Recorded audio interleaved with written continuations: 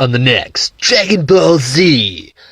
Andy and I are going to be talking about Star Wars, PBS, Canada's reboot, Jurassic Park, and I have no idea how we got to any of that. Enjoy the show, everybody! Marker. Hey! Alright. Judas Ex Machina. Andy, don't call me the bald Canadian Carlton. Here once again, and we're going to try to do it right this time. I think I have everything set up. Caveats, if the sound drops or we cut off unexpectedly, like in the last podcast, it's because we've had editing problems. I'm going to be getting a new microphone and a stand and everything that we need. Yeah. And you can help by hitting that like and subscribe button and turn your notifications on. Yes. That helps a lot. I have something prepared. You people out there, give us something more than just views. It's a proven fact that generosity makes you a better person. So please, hit subscribe. 1,000 subscribers and we can monetize. We want money. Okay. Throughout this podcast, I'm gonna pepper interesting anecdotes in between that I'm not gonna answer till later. I call them verbal loot boxes. Right now, I want to start off kind of. I don't like Star Wars. However, I saw the new Solo, a Han Solo trailer. Oh, you saw the Han I did. Solo. I got kind of excited. It's just. I got kind of excited. I saw Don Glover, who I'm a fan of, and fair enough. I thought, Lando Calrissian, all right, just because I hate the movies doesn't mean I haven't seen them or I don't know the lore. The guy playing Han, passable. But it had a kind of a rockin' soundtrack in the trailer, and yes, as a non-fanboy, I was thinking this quite possibly could be good. Yeah, and I will say that a lot of the Star Wars story movies that they're doing now, like it started with Rogue One, they're good introduction films into the series. They don't tell you too much, and they usually don't introduce too many characters that stay along to get connected to. Like what they did with Luke in the last Star Wars movie. Whoever thought of that, I hope you got fired for it. I really hope you lost your job and you're learning a life lesson right now. Because how can you degrade such a character in such a manner? Counterpoint, I'm going to shoot myself in the foot. I can't remember her name, but the main character in Rogue One is a lot more likable, and she's only in that movie. She's not in anything else. See, I think really what's happening is you're coming to the realization that these movies are crap. He's coming to the dark side, and that really they're just fluff. I will throw in a slight anecdote right here. The Star Wars movie came out in what year? We'll answer that one question. But what happened during the release of Star Wars that caused the creation of Raiders of the Lost Ark? I'll answer that later. That's actually a very good question because I'm like, huh. Now he's gonna think about it, and we're not gonna move on any further. I'm not a hardcore nerd. I'm just a universal nerd. See, I'm a troll nerd. Like, sort of like in The Good Guys, Mark Wahlberg, he took ballet classes for 2 years just to show up the idiot down the street who was taking ballet classes. I don't like Star Wars, but I fucking researched it, man. I've read the stuff. I've got the lore down, and I still don't like it. Yeah.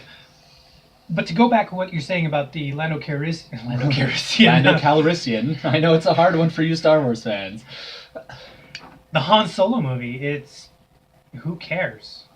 Han's a good character. He's a nice character, but he's the only one in Star Wars that goes through a character arc. Yeah. And in the trailer that kind of makes it sound like he's going through his original character arc, because you can have more than one. I mean, he becomes by the first time you meet him in the Star Wars original trilogy, he's a smuggler. He's a smuggler, but he's also deeply, deeply cynical. But he kind of moves to a more optimistic character. But this is kind of taking it from he starts off as an optimistic young boy and slowly just gets degraded and is like, I'm going to be the best pilot ever. Screw all y'all. Well, so it's kind of like a McDonald's arch of character, I'm thinking. I haven't seen it, but I've already formed an opinion. Yeah.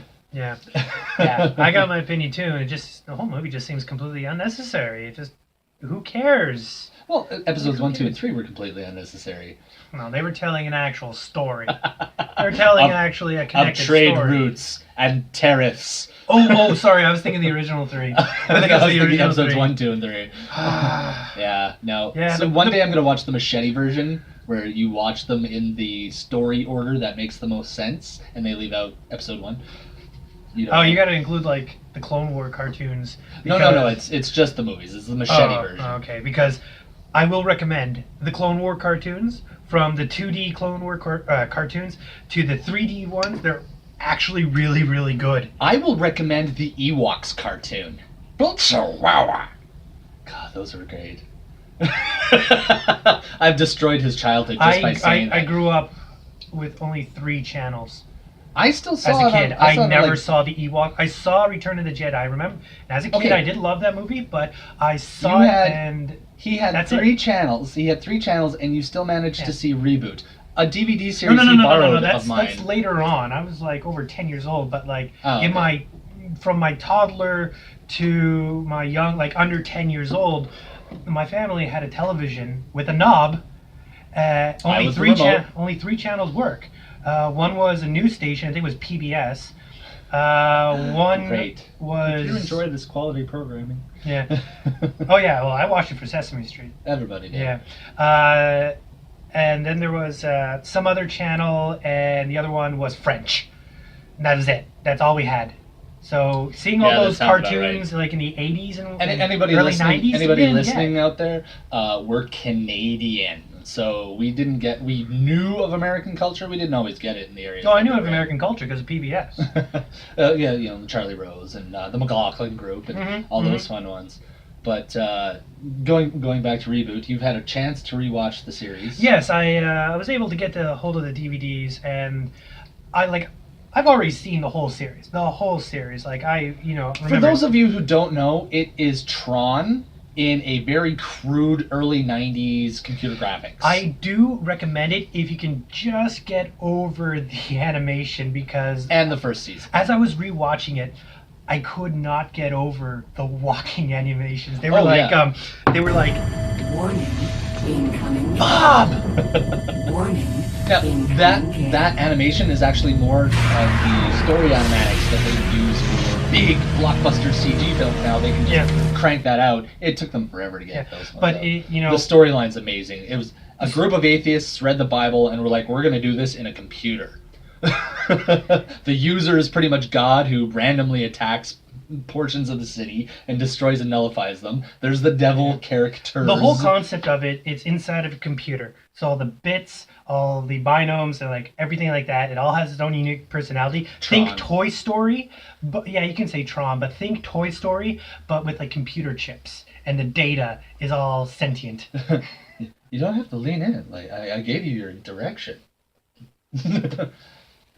You're doing this. My point so anyways, being- his point being, Is that I could not believe how good this show was. This came out in the 90s, and even on the DVDs it stated what day and year they came out. It was like 95, 97, and like that's a hell of a long time ago. Like Yeah. 20 years was like one of the last episodes. I think 2001 was the final episode. and it was a mini movie. Yeah, and it's still good. Yeah, I I saw highly it. I recommend saw it it. online. I was like, you know what? I gotta buy this. I got 4 It kids. brought back I- so much I was like, nostalgia. I'll buy that for $1.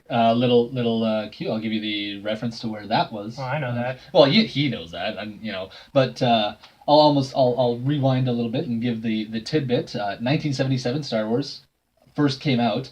George Lucas thought it was going to be such a terrific flop that he and Steven Spielberg went to Hawaii and had a vacation, and while they were there, they came up with Raiders of the Lost Ark. Huh. George was like, I really like the serials from the 1930s with Somebody Flash likes reading Gordon." those Wikipedia articles. No, it was movie trivia, and I aced it. Well, either way, So- that's an interesting bit of It's information. an interesting, yeah, and to little- be little honest, side. when Star Wars first came out, it didn't get good reviews. Oh, no, it got God, no. pandered. I think. So did Casablanca, for Yeah. crying out loud. I can't remember if it was Siskel or Ebert or. I don't think they were later, but yeah, Were the they? reviews slightly later. Not It could have been, and it might not have been Siskel and Ebert, but I think one Mhm. of them had something before they came together. I'm totally guessing. I have absolutely no idea. yeah, I didn't bring a laptop I down. mean, Jay Sherman is the critic I usually follow. What else you got? Oh well, really, there was the Jurassic Park. You got all excited. Okay. The new Jurassic Oh, Park I trailer. just saw the trailer for the new Jurassic Park. Quick little backstory.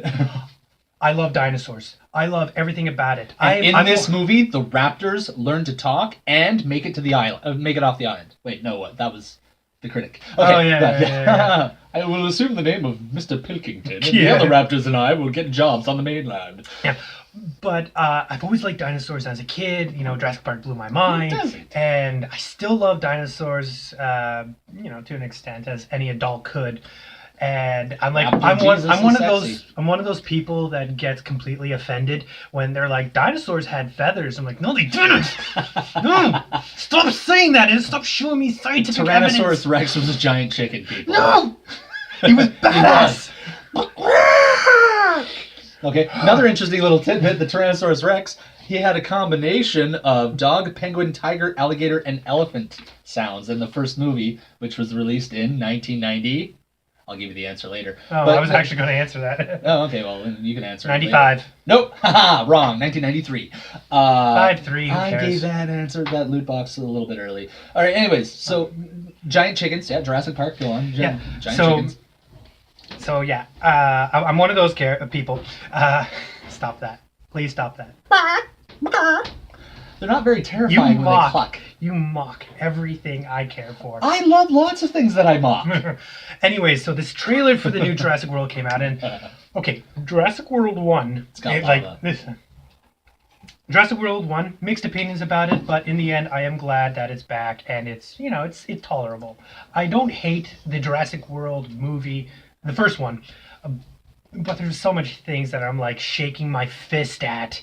I really wanted them to start off some kind of like bioweapons thing that led into Cadillacs and Dinosaurs, that old cartoon series that was based on like a comic book from like forever ago. Cadillacs and Dinosaurs was actually Jurassic Park. Sorry, the sequel to Jurassic Park. Unofficial sequel. Unofficial. It's like society has crumbled. Dinosaurs now rule the earth, and But the only thing left is Cadillacs. Cadillacs Yeah. and dinosaurs. So back to the trailer. So this new trailer came out, and I remember reading a tweet or somewhere something said they're going to make this movie scarier, and you can see it. There's more claws, teeth. They show more animatronics for certain scenes, so it's not all CG like it was in Jurassic World. And don't give me, you know, the death of Littlefoot's mom scene. And it's like, oh no, that's not animatronic. Yeah, it looks stupid because they didn't care. But anyways, it does look scarier and things, but Blue is in it. Blue's in it because he's now a character. A raptor's a character. A freaking raptor. He's a pet dog, Yeah. pretty much. He's and very loyal. And since I have a dog named Blue, well, I don't. They're have a dog. intelligent. My kids have a dog named Blue. If raptors are intelligent to open doors, they can obviously understand human communication. Bad raptor. I Bad. know dogs that can open doors because of the handle. But at the same time, they'll look at you dumb when you try to give them a command or whatever. Yeah, no. I hate that. But anyways, like the animation looks good. It's just a trailer, so obviously they can make the trailer look good, and then the product actually looks bad. Okay, no. And like, at first I was like, this looks amazing, but there was one scene in the trailer that wrecked it for me, and I could not believe. And I hope I'm wrong. I really hope I'm wrong. But it was the final climactic scene. Because it showed the T-Rex standing on top of another predator, and we've already established that there's this new predator. It's like Demi-Raptor, or No, it's it's this the- new creation that's like that was in Raptor, Lost but it's like all World. mutated. It was the Lost World. It was a T-Rex and a raptor hybrid Yeah, that yeah. could also camouflage itself. Oh, you mean in But- the book? No, in the movie The Lost World, the one with Chris Pratt that came out, the D-Rex was what it was called. Dominus Rex. Oh, like Okay, because there's Jurassic Park, there's Jurassic Park The Lost World, there's Jurassic Park 3, then there's The Lost World, which No, that's Jurassic with World. Jurassic World, sorry. Jurassic World. Well, and now this okay, new now, one. Okay, now I'm following you because you got the title wrong. Okay, so anyways, But anyways, so there's this new predator. It's like a raptor. It's, you know, the same villain from the first movie, but it's smaller, and it's more vicious, and it's more terrifying looking, and it's smaller, so you know it can get into small places and whatever. And there's a scene where it shows the T-Rex standing on top of a predator, roaring with Chris Pratt and that girl. I can't remember the actress. Yeah. Ron Ron Howard's daughter. Yeah, standing beside it as the T-Rex is roaring, and I'm like, is that the climactic battle? Was that the final battle? Did they just show us the ending to the movie? Because I thought that was a trope only in the early 2000s where they thought audiences were so dumb they had to show the ending in the freaking trailer or people wouldn't know what it's like about. Spider-Man 2, where they showed you the entire film in the first trailer in 2.5 minutes. Yeah, so like, you wrecked it. And I really hope I'm wrong. I really hope that's just going to be a random predator and that was just the T-Rex standing over triumphantly. I honestly don't care. What I'm really hoping for is that the subplot is that the military is finally going to start using these things as weapons. Because that's what they've set up. That's what they set up. I think they're going to drop that arc. They're just going to drop it, and it's just going to be because in the books, in like the Michael Crichton books, the 2 books, they're not dinosaurs. They actually state that the cloning process failed, well, and they just started mutating cells, and they just started playing God. That was the whole thing. They're not dinosaurs. They established they're that mutants. in the last movie. Yeah, I'm actually really glad they did that because it's a little more true to the books. So they're not real dinosaurs. And the fact they're that mutants. they have an excuse not to have the dinosaurs That's look how- like dinosaurs. And if there's a mistake, we finally found out that all Tyrannosaurus Rex were actually purple, they could be like, but we just engineered them the way they were. Yeah, but it works. It's a nice backdoor Yeah. in case they're wrong. Yeah. So, where was I going with this? I'm not entirely sure. You were complaining about the whole fact that the volcano is exploding and they need to get the dinosaurs off the island in the trailer. Judas, you know for a fact I didn't say a single word about that. Exactly. But that's where we're going. Yeah, so there's a volcano. There's a volcano and, plot device volcano. And they're like, we got to get the... They were like, dinosaurs- Dante's Peak was a very successful movie in the 90s. So was Jurassic Park. What if we fuse the two? Some of my Canadian viewers. Wow. Yeah. We have fans. Yeah. Chris Kwan, I want to say hi. Oh, hey, dude. it's a girl. She's the first one that I know a different Guan then. Yes, there we go. I had the distinct pleasure of drinking Windex in front of her. It was great. Anyways, You're still alive. But to all the people that grew up in Canada and they know Canada's Wonderland back in the early days when it was actually fun to go there. I'm not saying it's not fun now. It is, but it used to be better. we want sponsorship from Wonderland. Yeah. There was a 3D ride called Escape from Dino Island. And it was 3D, movable chairs and whatnot. You got the glasses on and then dinosaurs because they found an island and it was exploding and they want to get the dinosaurs off because we're scientists. And that was the whole ride. And I'm like, isn't that what Jurassic World 2 is doing? And that's what they were trying to do. So I was just checking the camera, make sure we're not talking to nobody. Yeah, we're professionals. Mm-hmm. That would be funny. Professional what? This last little while we haven't been talking to a single person. And then we just the edit, so for the last half hour we haven't been talking to anybody. Mm-hmm. Cheers. This program has been brought to you by Blue Coal. Regardless of what coal you're burning in your furnace, order some Blue Coal. Try Blue Coal for a week and see if it doesn't give you more even, more dependable, longer-lasting heat. That's fair enough, isn't it? And remember, when you order Blue Coal, you get careful and courteous delivery and helpful consideration of all your heating problems. Phone your neighborhood Blue Coal dealer tomorrow and be sure to hold on till the end of this program. You'll want to hear our special gift of the evening.